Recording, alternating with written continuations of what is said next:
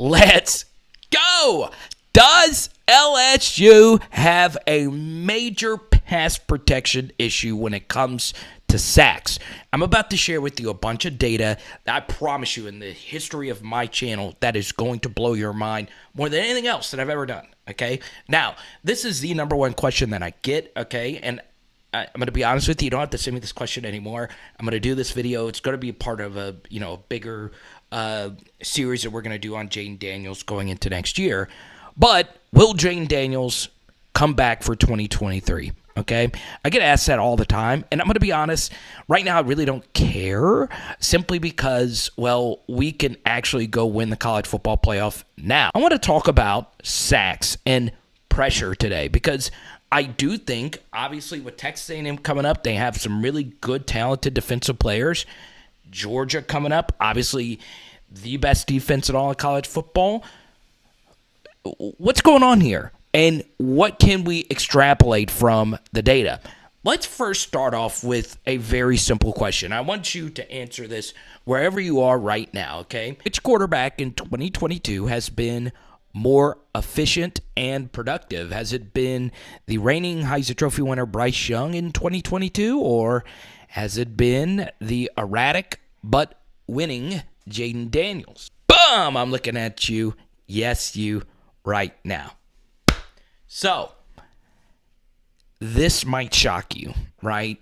But Jayden Daniels and Bryce Young, according to EPA per play, great chart right here by Yahia Hassan, is actually the same quarterback, as is Jordan Travis. You look at them on a per-play efficiency basis, they are the same pretty much exact quarterback when it comes to run and pass efficiency. Now, obviously, Jordan Travis and Bryce Young are better throwers, but Jayden's elite running ability and his timely throwing ability over the course of an entire season shows him in the top right quadrant of this chart. These are all the good quarterbacks, right? You honestly can't find a bad one here. What is very interesting about this chart is something where Jayden is absolutely horrendous, and that is sacks.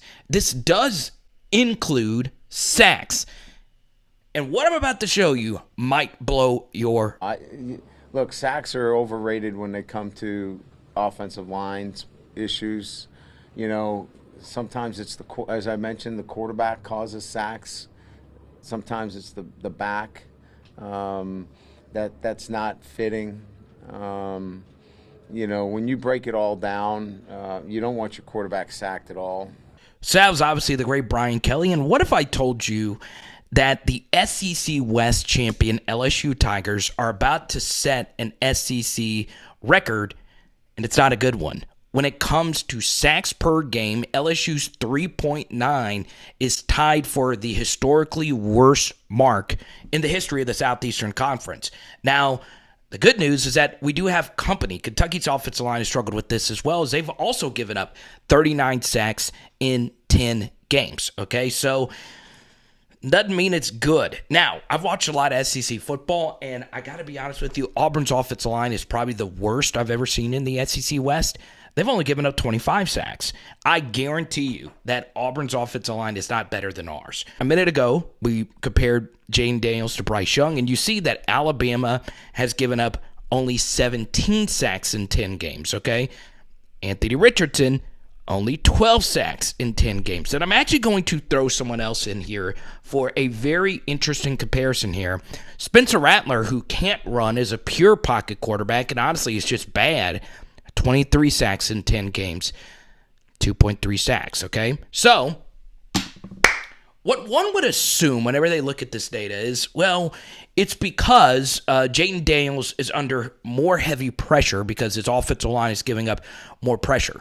But that is actually not true at all. What you're looking at here is a very good chart set up here by CFB Numbers, my favorite analytic Twitter account out there, okay? So what you're looking at here is the x-axis is the pressure to sack rate percentage, okay? But the y-axis is where I want to focus, okay?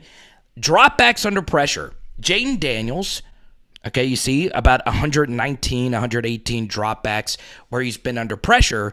So remember, You're looking at a little graphic I made here. Bryce has been sacked 17 times, Anthony Richardson 12 times, Spencer Rattler 23 times, and Jayden Daniels 39 times. Well, you look across this axis here, Spencer Rattler has been under pressure as much as Jayden Daniels has been under pressure.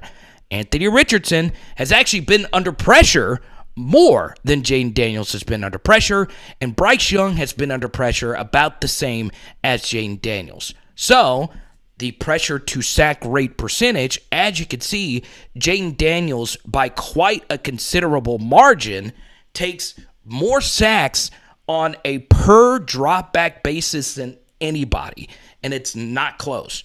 Well, here's the thing about sacks.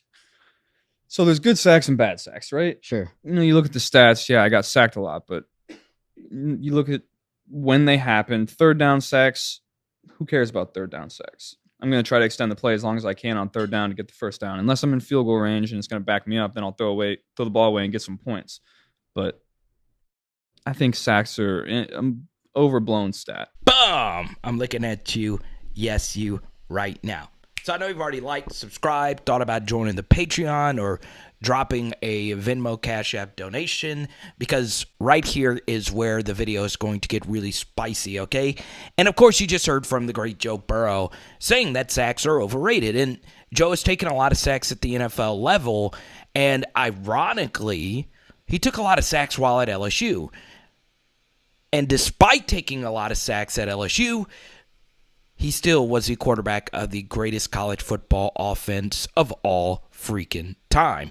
Now, why am I showing you this ball from our guy Jayden Daniels to Malik Neighbors? Well, this was one of, honestly, the few instances this year where Jayden really looked like a high level NFL quarterback, right? He threw the football on time versus an NFL corner, high and away, in a big-time spot. And that is what is characterized, according to PFF, as a big-time throw, okay? Now, Jayden Daniels, as you see with this chart right here, is the nation's worst when it comes to big-time throw rate. He doesn't do it that often, right? Look, I'd be the first to tell you that he needs to make more big-time throws, especially if we're going to beat Texas A&M, Georgia, and potentially win this entire CFP playoff. Now, this is once again a part of a free service for you, our free PHL podcast on Spotify, iTunes, all the good stuff, where I talk about the yard per play threshold of college football playoff teams. But the simple truth is, according to this chart, you're looking at it again, he is also by far the nation's leader in turnover-worthy play percentage. Jayden doesn't put the football in harm's way. I want to ask you a question. While Jayden Daniels has taken a lot of sacks, you know one thing you haven't seen all year? Well, it's something called a strip sack, which a lot of you are probably familiar with. Now, the reason why I showed you that Malik Neighbors bomb is this is the next play here where Jayden Daniels takes a sack, okay? And normally you consider a sack as something really bad. But he did not like what he saw and decided to just run forward. And as you can see, the sack was only a loss of 2 yards.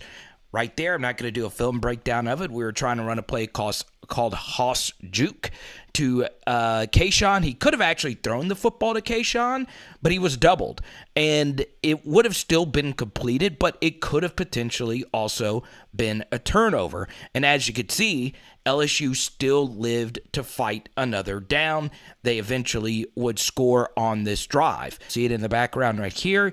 Get a good snap. And the pressure here isn't immense. It's not like the first Arkansas play. And you can see Kayshawn is open in the flat, but they try to run a double move, and it's covered. And he sees this wide open pocket of space to run through. Not a bad option, because if he does get through there, we're getting a big gain. Emory Jones gets tossed to the side right there. Wasn't his best quarter, and they get a sack. But the decision to run right there was actually the right one. So, look, does he get sacked a lot? Yes, but a lot of these sacks have not been for a lot of yards. And if you want to take it even one step further, well, Joe Burrow, I always call the 2019 season, I call this the big 5 games, right? And those 5 games, of course, were the 5 games to me that were close in the second half and in the balance, right? That was against Florida, that was against Auburn, that was against Alabama, Clemson, and someone else. You guys are looking at it on the screen right now. You see that he took a lot of sacks in those games as well. We still won the game, and in every game, as many of you know, we scored a lot of freaking points. So, what do we know? Well, sacks are overrated, right? Pressure is underrated. The greats consistently get pressure. Yes, Harold Perkins had 4 sacks, but that did not include the pressures he had on other plays that were honestly just as big as some of the sacks. Also, a sack is far more valuable if you're able to strip it. Jayden does not get strip sacked. He just doesn't.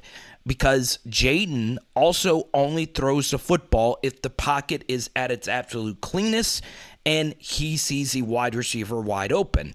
So that makes sure that he doesn't give up strip sacks, which are deadly. So I know that was a lot of data to take in, but we're going to put it all in a bow right here.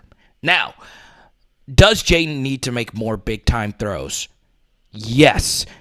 Does it help that we have an elite defense? Absolutely. Because, look, if our defense wasn't as dominant as it's been all year, if we didn't have Harold Perkins and Ojolari and all the guys over there and Matt House, we would have lost a lot more games, right? But the thing is, if you do have a great defense and they are able to give the opposition fits, as long as you don't lose a game, you could still win a game without making big-time throws. So in the background, you're seeing another missed big-time throw here by Jayden. And honestly, this should have been pretty simple. Jack Besh on the corner route versus this. Once he saw this player have inside leverage and this corner come up on this flat route right here, it should have been a very simple read for Jayden to throw the football into this deep portion of the field. And he's looking right at it, and he doesn't let it rip. I do think Jayden lacks some confidence. You did hear Brian Kelly earlier talk about the assertiveness, but as long as he doesn't make the mistakes with our great defense, you could still, albeit in very ugly fashions, still find a way to win. But the truth is, to beat the Alabamas like we did eventually need to see Jayden hit those explosive play touchdowns, right? Now, throughout this film study, you've seen, a Tennessee play where it was on the protection and Jayden on the sack. You saw on the Mississippi State play, it was pretty much entirely on Jayden for that sack. And you saw earlier for the Arkansas play, the very first play, it was entirely on the pass protection. So it's very complicated. Jayden is such an elite runner.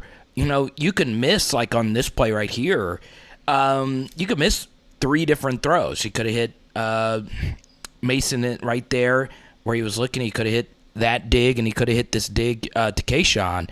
But, why throw it if you can run for it, right? So, once again, we'll do more film studies in the next coming weeks on some plays I think would work versus Georgia, some things I think LSU is going to need to do, not only versus Georgia, but Texas A&M and UAB. That's why you got to like and subscribe to this video. Now, as far as the sacks are concerned, we don't want to give up sacks, right? Like Brian Kelly said, sacks, you don't, I'm not saying that they're a good thing. It's just the impact that sacks can have varies on the types of sacks that are given up. Was it a strip sack? Was it this kind of sack? Was the sack something that prevented a touchdown from happening? In a perfect world, you have such a good play call like this to Jure, where the throw, catch, execution, and everything is very easy, and it just works itself out on its own. And look, don't get it twisted. Some of the play calling does need to get better. So once again, as Brian Kelly mentioned earlier, and he made it be known in the post-game Arkansas press conference, let's just not blame all the sacks on the offensive line. And a lot of people do that, and it drives me crazy, because that's unfair to the offensive line. A lot of it is the play call, and a lot of it is the quarterback who is actually holding the football, right? So, yeah. Comment down below. Thank you guys so much. It is Power Hour LSU. Bam! And tonight, we're doing burgers. Let's